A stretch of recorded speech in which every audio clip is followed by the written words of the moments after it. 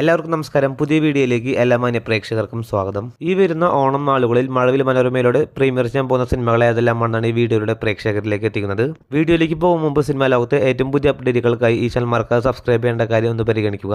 ഈ വർഷം നിലവിൽ ഒരുപാട് സിനിമകളാണ് മഴവിൽ മനോരമയിലൂടെ പ്രീമിയർ ചെയ്യാൻ പോകുന്നത്.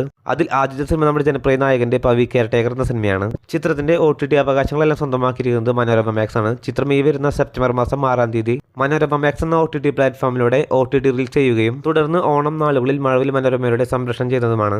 അടുത്ത സിനിമ ബിജു മേനോൻ, സുരാജ് വെഞ്ഞാറമൂട് തുടങ്ങിയവരെ കേന്ദ്ര കഥാപാത്രങ്ങളാക്കി കഴിഞ്ഞ മാസം തിയേറ്ററുകളിലേക്ക് റിലീസ് നടത്തി ബോക്സ് ഓഫീസിൽ പരാജയപ്പെട്ട സിനിമ കൂടിയാണല്ലോ നടന്ന സംഭവം. ചിത്രം ഈ വരുന്ന ഓണം നാളുകളിൽ മഴവിൽ മനോരമയുടെ സംപ്രേഷണം ചെയ്യുന്നതാണ്.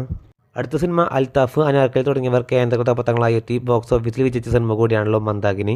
ഈ ചിത്രവും ഈ വരുന്ന ഓണം നാളുകളിൽ മഴവിൽ മനോരമയിലൂടെ സംപ്രേഷണം ചെയ്യുന്നതാണ്. അടുത്ത സിനിമ രഞ്ജിത് ശങ്കറിന്റെ സംവിധാനത്തിൽ ഉണ്ണിമൂന്തൻ, മഹിമ തുടങ്ങിയവരെ കേന്ദ്ര കഥാപാത്രങ്ങളാക്കി വിഷു പ്രമാണിച്ച് തിയേറ്ററുകളിലേക്ക് റിലീസ് ചെയ്ത സിനിമ കൂടിയാണല്ലോ ജയ് ഗണേഷ്. ഈ ഒരു ചിത്രവും ഈ വരുന്ന ഓണം നാളുകളിൽ മഴവിൽ മനോരമയിലൂടെ സംപ്രേഷണം ചെയ്യുന്നതാണ്.